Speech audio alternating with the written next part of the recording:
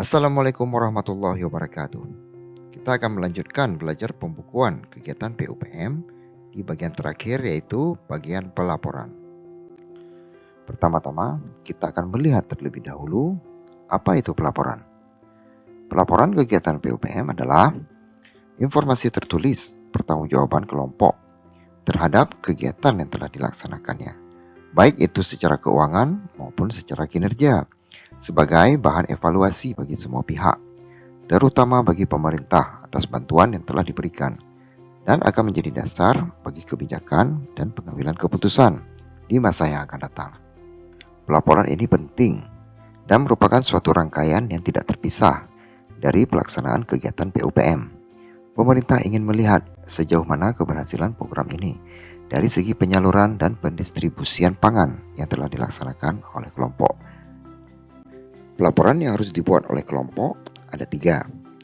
Yang pertama, pelaporan mingguan yang dilaporkan setiap hari Senin. Yang kedua, pelaporan bulanan yang dilaporkan setiap tanggal 1 di awal bulan. Dan yang terakhir, pelaporan akhir tahun yang dilaporkan pada saat pembuatan BAST akhir tahun atau sesudah garis finish pelaksanaan kegiatan PUPM di tahun anggaran tertentu berakhir, biasanya tanggal 24 Desember. Mari kita lihat satu persatu pelaporannya. Yang pertama, pelaporan mingguan. Kalau kita perhatikan kata mingguan, seperti yang tersirat, mingguan adalah terdiri dari 7 hari, dimulai dari hari Senin, Selasa, Rabu, Kamis, Jumat, Sabtu, dan Minggu. Semua hari tersebut adalah 1 minggu penuh. Dalam 1 bulan biasanya terdapat 4 atau 5 minggu, atau 4 atau 5 kali terdapat hari Minggu. Jadi pelaporan mingguan dalam 1 bulan ada 4 atau 5, atau 4 atau 5 kali dilaporkan. Ada juga yang menghitung dimulai dari tanggal 1 sampai dengan 7 adalah minggu pertama, tanggal 8 sampai dengan 14 minggu kedua, dan seterusnya. Namun, dikarenakan penginputan data dinamis di aplikasi Emonef dilaksanakan setiap hari Senin oleh petugasnya, maka kita sepakat untuk memakai perhitungan setiap kelipatan minggu. Artinya, setiap hari Senin dilaporkan, maka pelaporan itu adalah kegiatan di sepanjang 1 minggu sebelumnya. Mari kita lihat laporan mingguan. Laporan yang sangat dinanti-nantikan oleh petugas teknis, yang bisa membuat tidur mereka lebih nyenyak. Masukkanlah identitas kelompok secara jelas, kelompok mana yang membuat laporan ini, komoditinya apa, dan bulan pelaporannya di bulan berapa. Di bagian pertama, perkembangan kegiatan atau kinerja dari kelompok. Nomor 1, volume pembelian. Nomor 2, harga rata-rata. Nomor 3, stok di LUPM dalam bentuk komoditi pangannya apa, gabah atau beras. Berapa sisa stoknya. Keempat, volume penjualan. Berapa penjualannya. Dan kelima, harga rata-rata penjualan. Di mana diambil datanya? Iya, tepat sekali. Datanya diambil dari buku aktivitas dan stok yang memuat semua informasi yang kita butuhkan di sini. Ayo lanjut ke bagian kedua, pertanggungjawaban keuangan. Nomor 1, dana di rekening. Di mana diambil datanya? Ya, benar sekali. Data diambil di print out buku rekening kelompok yang telah dipersiapkan tadi. Nomor 2, dana cash di bendahara. Di mana diambil datanya? Yap, exactly. Diambil di buku kas umum. Kita ambil saldo terakhir di tanggal yang kita butuhkan. Ke nomor 3, penggunaan dana modal. Juga diambil di buku kas umum. Semua pengeluaran uang modal untuk membeli komoditi pangan ditotalkan sesuai dengan periode yang kita butuhkan. Ke nomor 4, penggunaan dana operasional. Di mana diambil datanya? Yap, you're completely right. Di buku kas operasional. Kita jumlahkan semua penggunaan operasional pada periode yang kita inginkan. Nomor 5, sisa dana operasional. Sama, kita ambilnya juga di buku kas operasional. Kita ambil angka saldo di periode yang kita butuhkan. Lanjut ke nomor 6, piutang di TTI, TTIC, HUP. Nama barunya adalah toko mitra tani atau pasar mitra tani. Datanya di mana diambil? Benar sekali, datanya diambil di buku catatan piutang untuk setiap masing-masing TMT. Lihat di bagian saldo akhir di periode tertentu. Dan poin yang terakhir adalah nomor 7, total dana yang tersedia, yaitu dana bagi kelompok untuk melanjutkan ke putaran selanjutnya. Nilainya adalah penjumlahan dari uang yang di rekening bank ditambah uang kas di bendahara ditambah semua piutang di TTI atau di TMT yang belum dibayar. Dapatlah angka yang berbentuk uang modal untuk kelompok yang masih tersisa.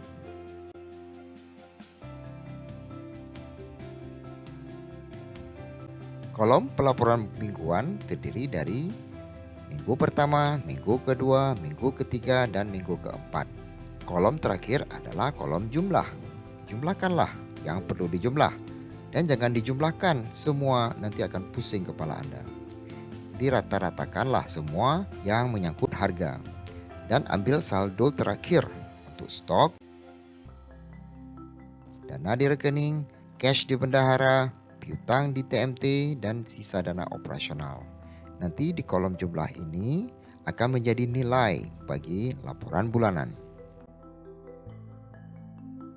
Sesudah laporan diisi oleh bendahara, ditandatangani oleh ketua kelompok sebagai penanggung jawab kegiatan PUPM, maka barulah dikirim ke petugas teknis dan petugas Emonef sebagai dasar bagi perlaporan mereka.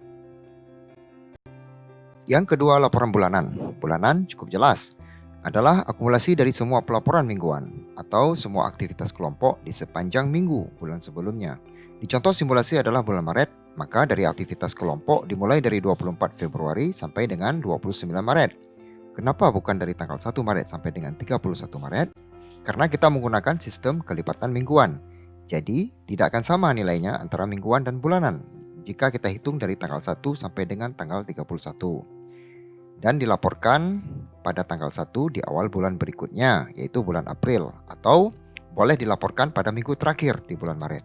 Ayo kita lihat bentuknya seperti apa.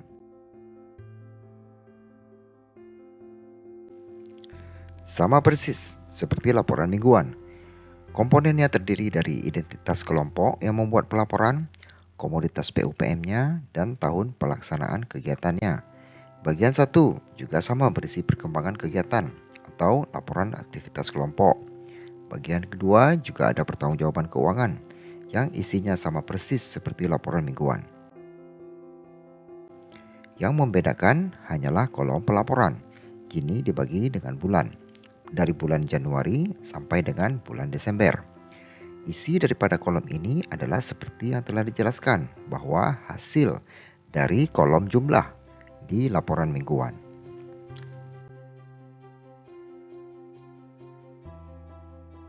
Semua angka-angka dari pelaporan ini diambil semuanya dari pembukuan. Tidak ada angka di pembukuan, maka jangan berharap ada angka pada pelaporan, kecuali dibuat dengan reka-reka. Karena pembukuan dan pelaporan merupakan suatu rangkaian aktivitas yang tidak bisa dipisahkan dari pelaksanaan kegiatan PUPM. Kalaupun angkanya dibuat reka-reka, kelompok akan kesulitan sendiri pada saat dilaksanakan audit atau pemeriksaan oleh aparat pemerintah yang berwenang. Meskipun kelompok melaksanakan aktivitas PUPM dan dibuktikan dengan foto dan saksi, namun tanpa pembukuan dan pelaporan, ibarat seorang pegawai yang bekerja secara penuh tapi tidak melakukan absensi, tetap dianggap nonsense. So, jangan anggap remeh pekerjaan pembukuan dan pelaporan ini. Belajarlah atau berikan tugas ini kepada yang mampu. Jangan sungkan-sungkan berkonsultasi dengan petugas teknis atau tim pembina di provinsi agar semua berjalan dengan baik dan lancar. Yang terakhir adalah laporan akhir tahun. Laporan akhir tahun dibuat pada akhir dari pelaksanaan kegiatan PUPM ini, yaitu biasanya pada tanggal 24 Desember di tahun yang berjalan. Dibuat bersamaan dengan ditandatanganinya berita acara serah terima akhir tahun oleh ketua kelompok dengan pejabat pembuat komitmen di provinsi.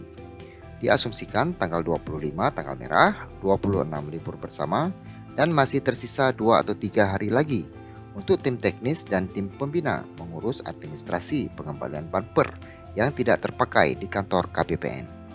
Bentuk laporan akhir tahun tidak akan kita bahas di sini, namun akan diberikan contoh formatnya di link deskripsi bagian bawah dari video ini. Silakan boleh di-download. Kita akan coba isi laporan mingguan dan bulanan berdasarkan transaksi di video bagian kedua, yaitu simulasi. Boleh menonton kalau belum. Kalau sudah, ayo kita mulai pekerjaan yang sangat menyenangkan ini. Pada kejadian nyata, bendahara mempersiapkan terlebih dahulu semua buku-buku pencatatan dan print out buku rekening kelompok. Mari kita isi laporan mingguan. Berdasarkan pembukuan yang telah kita buat di simulasi, pertama kita petakan terlebih dahulu tanggal pelaporan dan tanggal-tanggal terjadinya aktivitas atau transaksi. Seperti yang sudah kita sepakati bahwa pelaporan Imonef dikirimkan setiap hari Senin, maka pelaporan mingguan juga hari Senin dikirimkan. Maka untuk bulan Maret, minggu pertama dilaporkan di tanggal 22 adalah aktivitas atau transaksi di sepanjang tanggal 24 Februari sampai 1 Maret. Ayo kita catat. Minggu kedua dilaporkan di tanggal 9 Maret adalah semua transaksi dari tanggal 2 sampai dengan 8 Maret.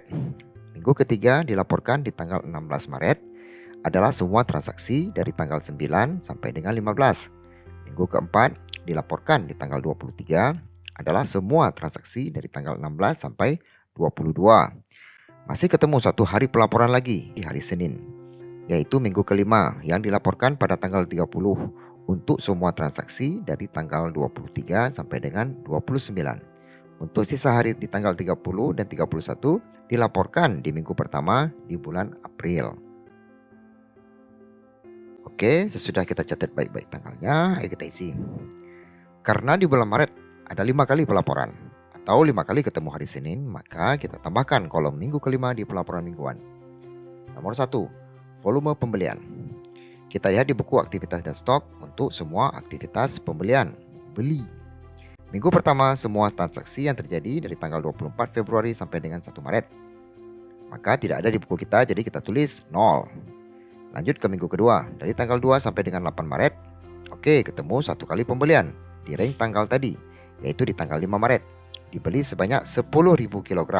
Jadi di minggu kedua kita tulis 10.000. Next, minggu ketiga, dari tanggal 9 sampai dengan 15. Di buku kita tidak ada aktivitas pembelian lagi sampai akhir bulan. Jadi kita tulis 0. Di kolom minggu ketiga, kolom minggu keempat sampai minggu kelima ditulis 0. Di kolom jumlah, kita jumlahkan semua dari minggu pertama sampai dengan minggu kelima. Maka hasilnya 10.000. Singkat kata, di sepanjang bulan Maret, kelompok membeli gabah sebanyak 10 ton. Sekarang ke nomor 2, harga pembelian rata-rata. Kita lihat untuk setiap kali ada pembelian, maka harga dirata-ratakan. Karena satu pembelian, harga cuma satu, yaitu Rp5.000 per kilogram. Kita tulis di minggu kedua 5.000 kilogram. Ke nomor 3, stok di LUPM dalam bentuk adalah sisa stok di gudang kelompok. Minggu pertama dalam range tanggal 24 Februari sampai dengan 1 Maret tidak ada stok di gudang. Maka kita tulis 0. Minggu kedua dalam range tanggal 2 sampai dengan 8 Maret, gabah 0. Ada ketemu satu tanggal, yaitu tanggal 7, gabah 0 dan beras 6.000 kg. Kalau ada ketemu 2 atau lebih, maka ambil tanggal yang paling akhir nilainya. Minggu ketiga dalam range tanggal 9 sampai dengan 15 ada hilangnya stok akibat penjualan, yaitu di tanggal 10 yang mengakibatkan habisnya stok beras di gudang. Jadi isi dari minggu ketiga adalah gabah 0 dan beras sudah habis. Minggu keempat dan kelima tidak ada tanggal lagi, jadi nilainya adalah nilai terakhir, maka kita isi 0. Ke nomor berikutnya, nomor 4, yaitu volume penjualan. Maka kita cari yang jual ke TMT. Minggu pertama 0 karena belum ada aktivitas jual. Minggu kedua juga 0 karena belum ada aktivitas jual beli. Minggu ketiga terdapat penjualan ke TMT, yaitu di tanggal ke-10 sebanyak 6.000. Maka kita buat 6.000 kg. Minggu keempat dan minggu kelima tidak ada aktivitas jual lagi, maka kita tulis 0. Di kolom jumlah kita tulislah total penjualan sepanjang bulan Maret, yaitu 6.000 kg. Ke nomor 5, harga penjualan rata-rata. Untuk setiap ada penjualan, maka harga dirata-ratakan. Kalau cuma satu penjualan, maka cuma satu ditulis, yaitu pada saat penjualan di tanggal 10, 8.600 per kilogram. Lanjut ke bagian 2, ke nomor 1, yaitu dana di rekening bank. Saat ini kita melihat hasil print di rekening, dilihat bertanggal seperti pembagian pelaporan tadi, yaitu minggu pertama tanggal 24 Februari sampai dengan 1 Maret, minggu kedua tanggal 2 Maret sampai 8 Maret, dan seterusnya. Anggap saja setelah kelompok menarik dana di tanggal 3 tidak memasukkan kembali sampai akhir bulan. Maka minggu pertama 60 juta saat pencairan dana bumper masuk, minggu kedua tinggal Rp100.000, yaitu dana telah ditarik dan tidak ada dana lagi di rekening. Begitu juga minggu ketiga sampai minggu kelima, sisa dana tetap Rp100.000. Di nomor 2, dana cash di bendahara atau dana di tangan bendahara. Di minggu pertama, kita lihat dari tanggal 24 Februari sampai dengan 1 Maret tidak ada data di BKU, maka minggu pertama nilainya 0. Di minggu kedua dari tanggal 2 sampai dengan 8 Maret terdapat tanggal 5 sebagai hari terakhir di range tanggal tersebut. Saldo adalah 5 juta.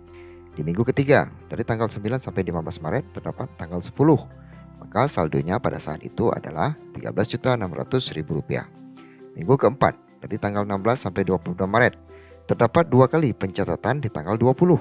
Kita ambil saldo yang paling akhir, yaitu Rp35.100.000. Di kolom jumlah masukkan saldo terakhir, yaitu Rp35.100.000. Karena uang ini sifatnya di tangan, maka bendahara bertanggung jawab atas uang ini. Di nomor berikutnya yaitu 3, penggunaan uang modal. Seperti yang telah dijelaskan di video pertama, pengenalan pembukuan, uang modal digunakan untuk membeli komoditas pangan. Maka kita akan lihat di BKU, ada apa tidak uang yang digunakan untuk membeli komoditas pangan. Ada, dan cuma satu, yaitu di tanggal 5. Pembelian gabah sebanyak Rp50 juta. Tanggal 5 merupakan aktivitas minggu kedua yang dilaporkan pada tanggal 8. Minggu pertama 0, minggu kedua 50 juta, minggu ketiga 4 dan 5 tidak ada. Kolom jumlah kita jumlahkan, berarti sepanjang Maret kelompok mengeluarkan uang modal untuk membeli gabah sebanyak Rp50 juta. Selanjutnya ke nomor 4, penggunaan dana operasional, yang berarti perhitungan seberapa banyak uang operasional yang digunakan. Penggunaan uang inilah yang diminta oleh petugas Emonef untuk diupload di aplikasi Emonef yang harus dilampiri oleh bukti transaksi. Mari kita lihat di buku kas operasional. Minggu pertama tidak ada transaksi, maka 0. Minggu kedua terdapat 3 tanggal, yaitu tanggal 5 beli solar dan karung beras, dan tanggal 7 biaya upah giling dengan totalnya adalah Rp17.156.000. Minggu ketiga terdapat pengeluaran uang operasional untuk biaya packing beras dan transport beras ke TTI, yaitu di tanggal 9 dan tanggal 10, yang merupakan aktivitas yang termasuk dalam range pelaporan minggu ketiga, yaitu semua aktivitas dari tanggal 9 sampai 15 Maret. Totalnya adalah Rp2.700.000. Minggu keempat dan kelima tidak ada. Di kolom jumlah ditotalkan semua penggunaan uang operasional di bulan Maret, dengan totalnya adalah Rp19.856.000. Selanjutnya ke nomor 5, sisa dana operasional, pengisiannya sama. Kita lihat berdasarkan rank tanggal mingguan seperti yang tercatat tadi. Dan pengisiannya adalah sebagai berikut. Minggu pertama saldo operasional masih penuh, yaitu Rp60 juta. Minggu kedua saldo atau sisa sebanyak Rp42.844.000. Minggu ketiga sisanya Rp40.144.000. Minggu keempat dan kelima tidak ada pengeluaran lagi, maka saldonya tetap. Begitu juga di kolom jumlah, sisanya adalah Rp40.144.000. Selanjutnya nomor 6, piutang di TTI, TTIC, HUB. Adalah beras yang berada di toko mitra yang belum dibayarkan. Maka kita akan buka semua buku catatan piutang di semua toko mitra. Minggu pertama belum ada penjualan, maka nilainya 0. Minggu kedua pada tanggal 10 ada piutang di UD Sari dan mitra dana masing-masing sebanyak Rp17.200.000. dan PMT sebesar Rp8.600.000 dengan totalnya Rp43 juta. Minggu ketiga, dalam minggu ini belum ada catatan telah dibayar, maka piutang masih Rp43 juta. Minggu keempat, UD Sari dan UD Mitra Dana membayar dengan total sisa piutang adalah Rp21.500.000. Minggu kelima, sisa masih Rp21.500.000. Maka di kolom jumlah sampai akhir bulan masih bersisa Rp21.500.000. Yang terakhir, total dana tersedia adalah penjumlahan dari uang di rekening, ditambah uang di tangan, ditambah piutang di semua TTI. Maka nilainya adalah sebagai berikut.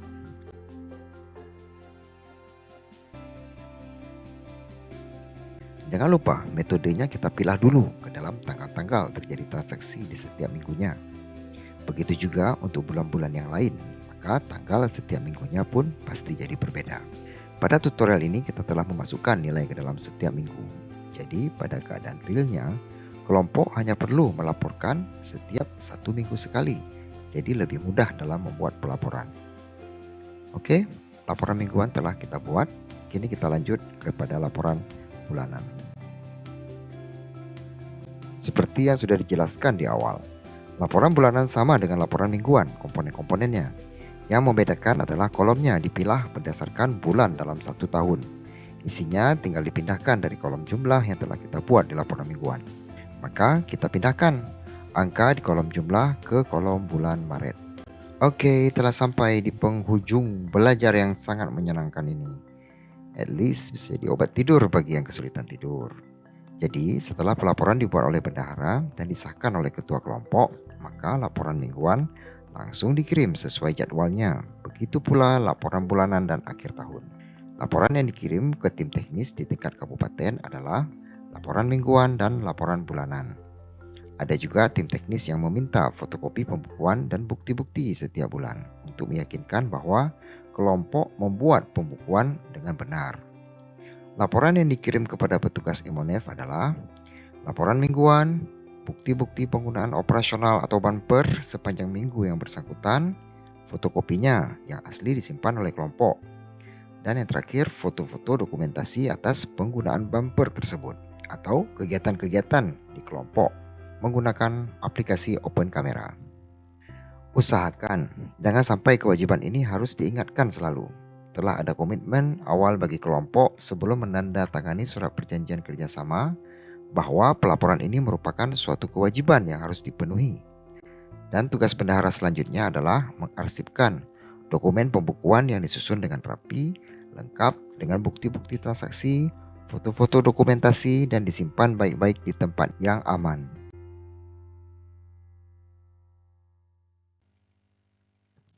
Sudah selesai belajar pembukuan kegiatan PUPM.